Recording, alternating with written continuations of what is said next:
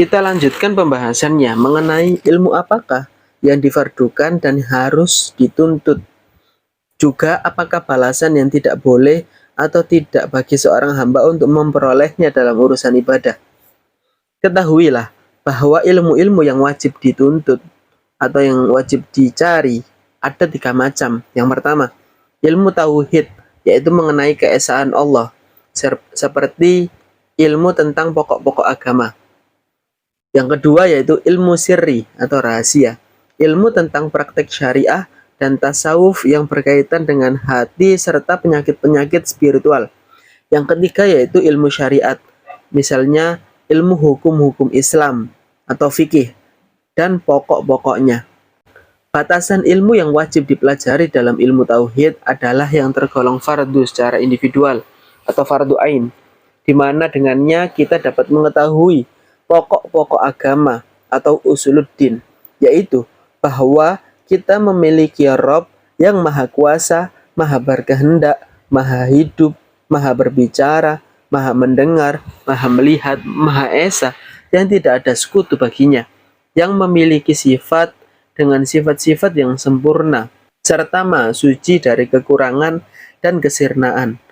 Juga dalam pengertian bahwa Allah yang mengadakan segala sesuatu dan hanya dialah yang bersifat qidam atau terdahulu, mendahului segala yang eksis di kemudian atau hawadis.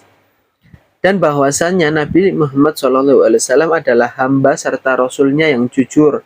Apa yang disampaikannya dari Allah yang maha tinggi dan maha suci adalah benar keseluruhannya, termasuk mengenai masalah akhirat. Kemudian kita juga wajib mengetahui soal-soal agama yang berasal dari sunnah-sunnah Nabi, dan hendaknya kita jauhi mengadakan perkara bid'ah dalam agama, serta apa-apa yang tidak terdapat dalam kitab Allah maupun asar para sahabat Rasul. Ini supaya kita tidak berada dalam bahaya yang besar. Semua dalil tentang tauhid itu asalnya dari kitab Al-Quran. Hal itu telah disebutkan oleh guru-guru kita dalam kitab-kitab yang mereka tulis mengenai pokok-pokok agama. Intinya adalah hukumnya fardu untuk mengetahui ilmu pokok, yang bila kita tidak mengetahuinya maka akan menyebabkan kita binasa, salah dan menyimpang dari jalan yang benar. Salah besar kalau kita sampai tidak mengetahui soal-soal penting itu. Semoga Allah memberikan taufik.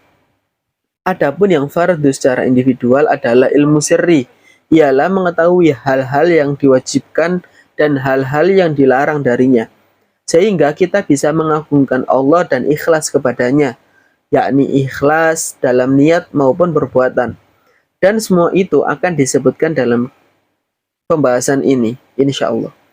Adapun yang fardu secara individual dari ilmu hukum Islam ataupun fikih ialah bahwa setiap yang dinyatakan sebagai fardu ain atas diri kita untuk melakukannya, maka wajib bagi kita untuk mengetahui hingga kita dapat melaksanakannya. Misalnya bersuci, sholat, dan puasa. Adapun haji, zakat, dan jihad, di mana apabila kita telah terkena kewajibannya, maka wajib pula bagi kita memiliki ilmu tentang itu, agar kita dapat menunaikannya. Kalau belum, maka tidak diwajibkan bagi kita untuk memahaminya. Itulah batasan yang lazim terhadap seorang hamba untuk mendapatkan suatu ilmu. Suatu ilmu menjadi fardu bagi kita ketika kita memang harus memilikinya. Jika kita menanyakan, apakah fardu hukumnya bagiku untuk mempelajari cabang dari ilmu tauhid, yakni ilmu yang dapat aku gunakan untuk mematahkan argumentasi agama-agama kafir dan mengajak mereka menerima hujah Islam serta hal-hal yang dapat mematahkan semua bid'ah dan memaksa mereka menerima hujah Islam. Jika itu pertanyaannya, maka ketahuilah bahwa hal itu merupakan fardu kifayah, bukan fardu ain. Namun, yang wajib kita pelajari adalah apa-apa yang dapat membenarkan akidah diri kita dalam ibadah, tidak yang lain. Jadi, tidak wajib bagi kita mengetahui cabang-cabang ilmu tauhid dan detailnya, serta mendalami semua masalah yang ada padanya. Jika pemahaman kita di bidang usuluddin masih samar dan kita khawatir itu akan merusak keyakinan, maka diwajibkan bagi kita mengatasi kesamaran itu sedapat mungkin, sebisa mungkin. tentunya dengan argumentasi yang memuaskan. Dalam hal ini, hendaknya kita menjauhi saling unjuk kebolehan serta perdebatan, sebab itu adalah penyakit yang tidak ada obatnya. Hematlah tenaga kita dari melakukan itu, sebab para pelakunya tidak akan beruntung kecuali mereka yang diliputi oleh Allah dengan rahmat dan kelembutannya.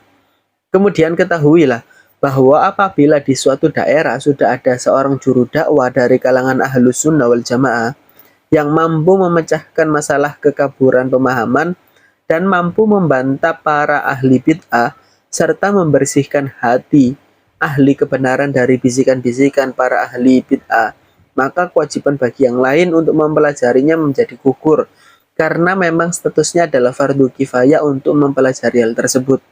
Demikian pula, kita tidak diharuskan mengetahui detail-detail ilmu syar'i itu dan seluruh penjelasan mengenai keajaiban-keajaiban hati, kecuali yang dapat merusak ibadah. Maka itu wajib kita ketahui, agar kita dapat menghindarkan diri darinya. Juga apa-apa saja yang bisa kita lakukan dan alami sehari-hari seperti ikhlas, memuji, bersyukur, tawakal, dan yang lain. Itu harus kita ketahui agar kita dapat melaksanakannya dengan benar. Adapun selainnya tidaklah wajib. Demikian pula, kita tidak diharuskan mengetahui semua bab fikih, serta tentang jual beli, sewa menyewa, pernikahan, talak, jinayat, semua itu adalah fardu kifayah.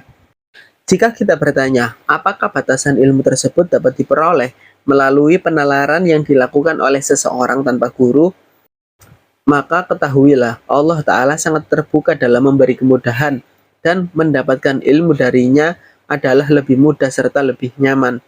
Dan Allah dengan anugerahnya memberikan kelebihan kepada siapa saja hambanya yang dia kehendaki, maka dia menjadi guru bagi mereka. Kemudian ketahuilah bahwa tahapan perjalanan ini, yakni ilmu, merupakan perjalanan yang cukup sulit untuk ditempuh. Akan tetapi dengan ilmu itu kita bisa mencapai apa yang kita cari dan kita tuju. Manfaatnya sangat banyak, meski juga banyak perampok atau pencuri yang sangat garang terus mengintai di jalan ini. Perampok-perampok hati.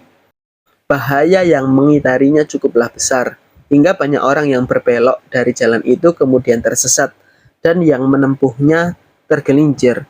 Juga banyak orang yang mengembara di jalan ini lantas kebingungan, dan tak sedikit para ahli yang lalu patah arang, patah semangat. Namun, banyak pula para penempuh jalan yang dapat melampauinya dalam waktu singkat. Semua perkara itu berada di tangan Allah. Seperti telah kita sebutkan di atas, ilmu itu besar sekali manfaatnya. Setiap manusia pasti sangat membutuhkannya. Ini karena semua urusan ibadah ditegakkan di atas ilmu, apalagi ilmu tauhid dan ilmu syar'i. Telah diriwayatkan bahwa Allah mewahyukan kepada Nabi Daud dalam sebuah firman-Nya, "Wahai Daud, pelajarilah ilmu yang bermanfaat." Nabi Daud menjawab, "Iya Tuhanku, apakah ilmu yang bermanfaat itu?"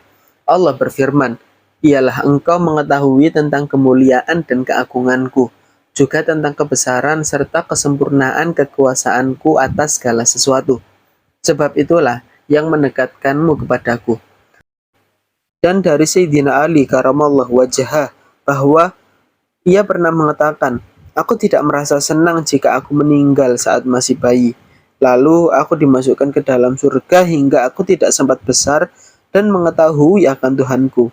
Sebab manusia yang paling mengetahui tentang Allah itu adalah yang paling takut dan yang paling banyak ibadahnya, juga paling baik nasihatnya mengenai Allah. Untuk menghadapi berbagai kesulitan dalam menuntut ilmu, maka ringankan hati kita agar kita mudah dan ikhlas untuk melakukannya. Dan hendaknya kita mempelajari ilmu secara mendalam, bukan sekadar mempelajari riwayat-riwayat. Juga ketahuilah bahwa sangat besar bahaya dalam menuntut ilmu, bila itu bertujuan untuk menarik perhatian manusia kepadanya, atau menjadikan ilmu itu sebagai alat, agar bisa duduk bersama para penguasa untuk membanggakan diri terhadap orang-orang yang mendebatnya, dan menjadikannya sebagai alat untuk memburu dunia.